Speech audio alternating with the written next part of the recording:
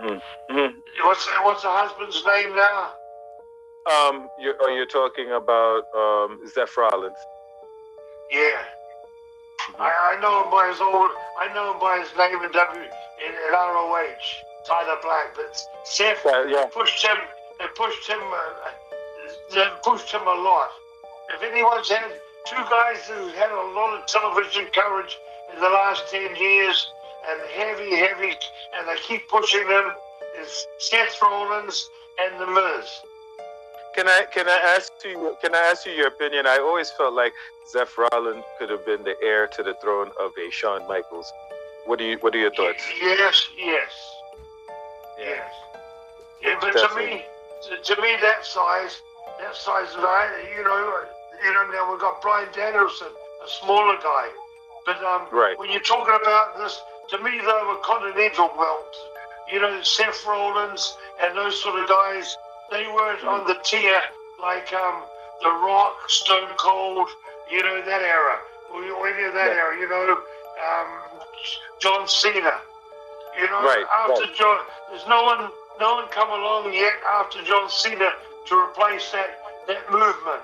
Hulk Hogan, Ultimate Warrior, and then there was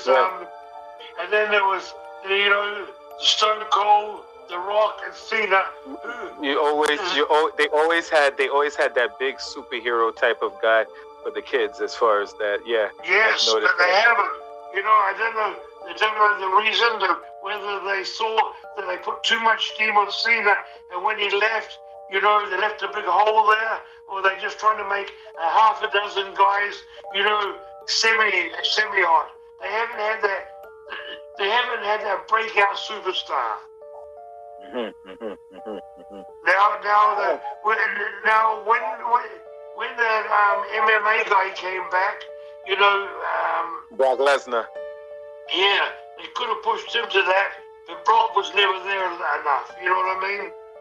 Brock, they could have pushed him heavy, but he didn't want to work full time. They needed someone to work full time. They could have pushed him as the heel and turned him babyface, and he could have been that superhero. You know what I mean? Right. Definitely. He could have been, but Brock, so many shows a year, and that's it. It kind of makes you wonder why. Do you kind of see the point where Vince Sr. never really wanted his guys to do anything else but focus on professional wrestling? You kind of see that? You see that point now? Yeah. I mean, it's good for the boys to have different incomes coming in. Definitely, that works out for the boys. But as far as from a promoter standpoint, you kind of see why. Yes, but you got to see why too. He has his own movie crew. In Hollywood or over California. A lot of movies you see you don't know about, but when you look on them, and that they're produced by WWE. Yeah, it says WWE. I walked into the room the other day.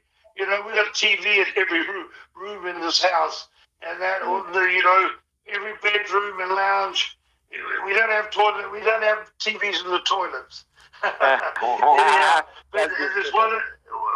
there's a big screen everywhere, and I walked into my wife was in one room there, and she's watching a movie, and I see the thing at the end, produced by WWE. Oh. And it had none of the WWE, no wrestler in it. Oh, wow. So they actually reached the level now that they don't even need to use professional wrestlers on it. It may have had someone in it, but no big star. You know what I mean? Right. I didn't see the movie anyhow. But you're right there in that section. Vince, his main guys have moved out to the movies. John Cena now does a lot of work on NBC, ABC, the television. You see him in commercials all the time. He's in about 3 different commercials, and God bless him. He's not having to bump. But I've got to say, he worked hard. He was the backbone of WWF for 10 years. From 202 right through, He worked hard. You could never say that he was lazy in the ring.